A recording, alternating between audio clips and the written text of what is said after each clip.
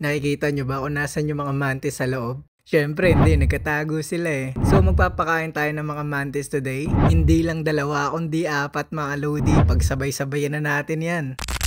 So bago tayo mag-umpisa, magta-try na nga pala tayo ng mga long form video. So baka hindi na everyday yung upload natin, pero subukan ko mga 4 times a week. Tsaka nga pala may YouTube channel din tayo, so subscribe din kayo doon, okay? Andyan ang link sa comment section natin. So game, unahin na natin si Light, ang glass mantis natin. Ganda pag di masyado tinatamaan ng liwanag, no? Kitang-kita yung pagka-glass mantis eh. So game, kainan na. Viewers discretion is advised, mga lodi.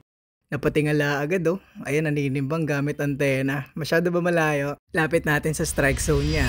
Bang! Target lock. Angas si Light no. Kala mo talaga first take eh. Bruh. Bruh. Bruh.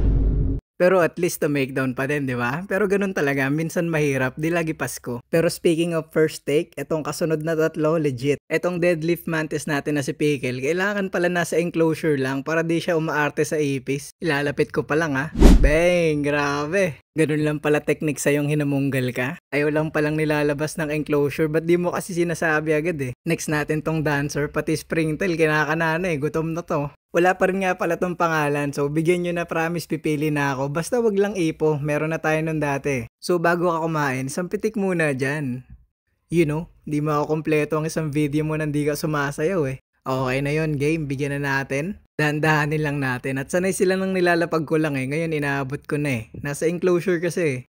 Pero dali pa rin, matik yan. Isa to sa pinakamatakaw eh. Gandang-ganda talaga ako dito pag kumakain, tas naka-top view. Parang may platon, laki kasi ng raptorial legs eh. Ganda pa ng kulay, nalalabas niya lang yan pag sumasayaw tsaka kumakain eh. Tapos most of the time nakatupi na, kaya sinusulit ko din yung view.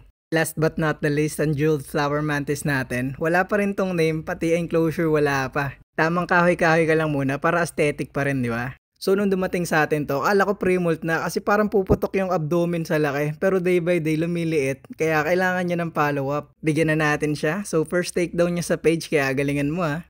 Lapag na lang natin sa harap niya, busy pa sa grooming eh. Ayun, nagulat, nadampian eh. Sureball na to, pag naubos niya yan, pre-molt na yan. Pero syempre hindi lang yung jewel flower, pati itong glass mantis, itong deadlift, tsaka itong boxer. Mukhang sa isang linggo nyo na ulit sila makikita after molt, pero mabilis lang yan. Tapos itong flower mantis, gagawa natin ang enclosure after molt niya, okay? And nga pala, para sa mga nagpapa-shoutout dyan, comment na kayo sa baba para next video isama na natin.